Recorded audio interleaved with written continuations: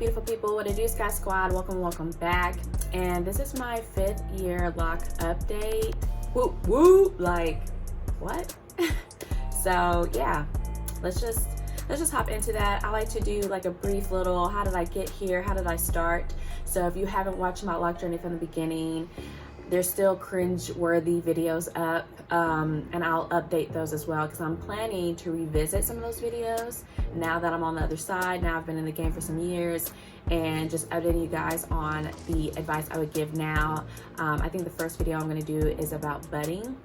So if you want to know what's the difference between budding, locking, what you should do with the little buds at the end of your locks, all those, things as you're starting your lock journey, or you just want to learn more, stay tuned. Make sure you subscribe because I am going to be doing that. And I think that'd be really cool, really fun to do because a lot of people in my life are starting locks, and I'm really happy about that. Like, I was trying to convince people to do this 5-6 years ago, so we could be doing the lock journey together, but that's okay. You can learn from some of my mistakes and what I've learned along the way. So make sure you subscribe for that. I will be putting out those videos as well. But let's go ahead and get into this lock journey update real quick, starting with the beginning. Actually started July 27th. My locks are a Leo. I don't think that really ever dawned on me until I was doing my Leo lock style, but yes, my locks are Leos, fire all up in this thing. And I've had natural hair my whole life, so when I started, I went to a loctician. She has locks. She's done people's locks that I know personally, so I got to see them over the years, and it looked good to me. And I started, my hair was probably right at my shoulder or right above, and shrinkage happens, baby. You know what I mean? So as soon as water touched that, my big afro turns into a small afro, and a lot of people thought I got a big chop, but I didn't. That's just how my hair rocks. You know what I'm saying? Started out with the comb coil method. I liked how that looked better. She did give me a choice between that. I asked her how would it look if I did 2 strands. She let me do comb coil. I had brick layer patterning. She asked me if I wanted bangs. I said yeah on the spots, but it doesn't really matter. Like, if I had to go back in time, I would have been like, no, that's cool, because it doesn't matter. Your locks are gonna fall how they fall. You can wear bangs one day, you don't have to the next. I didn't need a special side part for that. But if you do, make sure you do that yourself, or tell that to your loctician. To me, I think it just made my parting weird in the front, so that's just kind of annoying. And I want to say I started budding like within the first couple of months of me having locks. That's pretty much how I got started. A loctician did it. We did comb coils. My hair was about here when it was stretched or straightened, and I got a retwist like every 3 weeks. I use a lot of water in my lock journey. That's one thing I will say. Water is your friend. I think back then there's this talk about like, oh, you shouldn't wash your hair when you first get locks or whatever.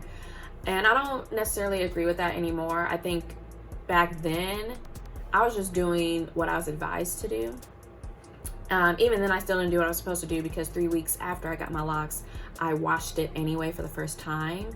And I don't think it really messed anything up, but to me, I washed them for the first time. I never knew how to do a retwist really on myself, and it just didn't look nice and polished as it would when my loctician would do it. So theoretically, I did wash my locks within the first month, and I want to say she washed them again when I went to go see her. I think we might have skipped a month or 2 or something like that, but I think the most important thing when it comes to washing your locks in the beginning stages is just do it safely, to where you're not basically undoing your comb coils, you're not undoing your hard work. That's the whole situation with that.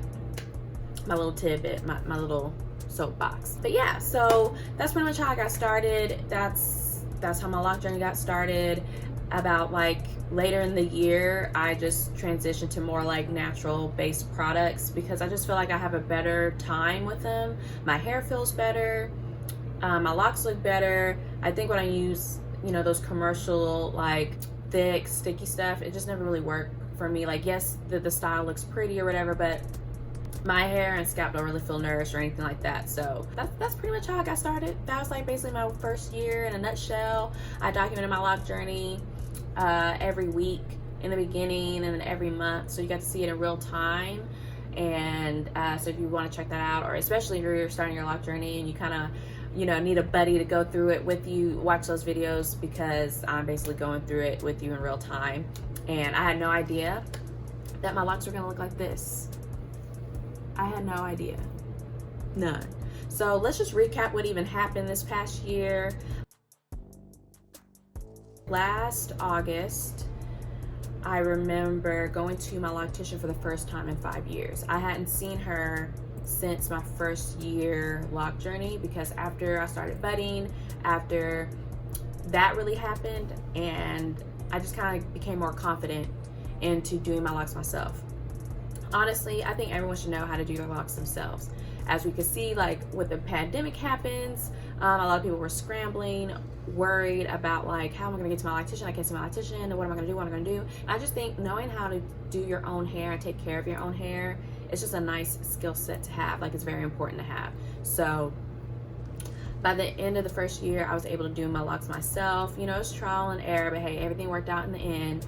And I saw her again for the first time in 5 years, and that's when she did a loc detox, my first professional loc detox, and she retwisted my locks, and it looked clean, it looked sleek, it looked bomb. Yeah, so that happened in August, and I just really wanted to retry doing this whole no retwist journey. And I guess these are my no retwist journey final thoughts.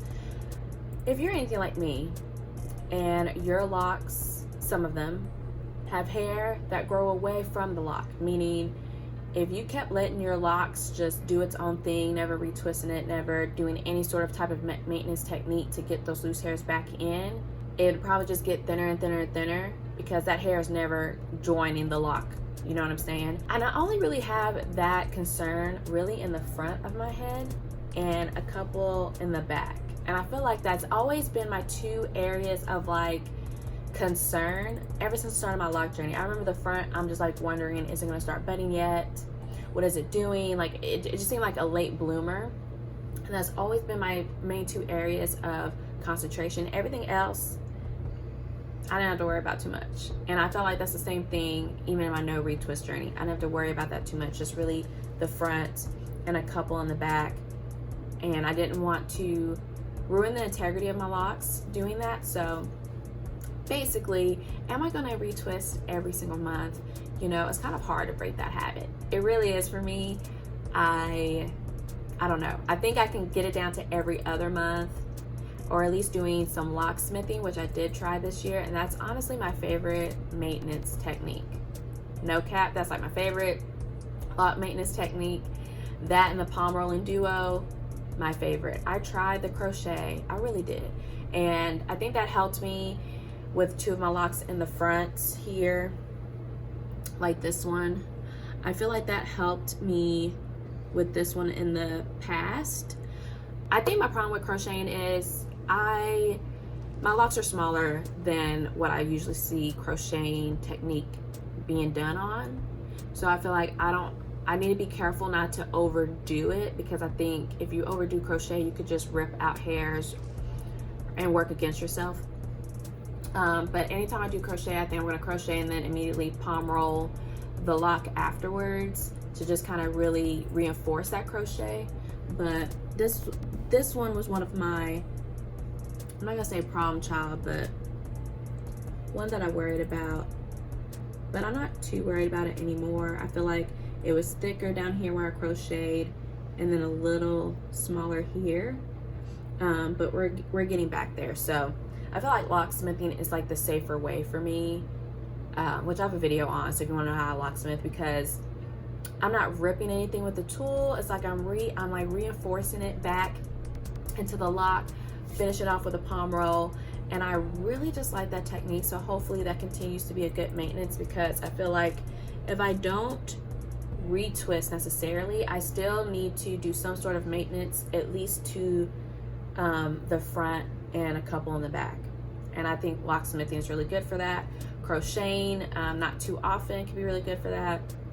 So I can't just not retwist, basically is what I'm trying to say. I cannot retwist my whole head, cool, but I gotta do some sort of loc maintenance to make sure those loose hairs get back to where I need them to be, so my loc doesn't get thinner and compromised. So that's that. I did trim my locks as well. These are like the soft spots I'm talking about, and I'm just over it. So I'm cutting it. That's how much I have off. A little spongy down there. I feel like when I do this, it makes my locks not as even or symmetrical, and that's kind of annoying.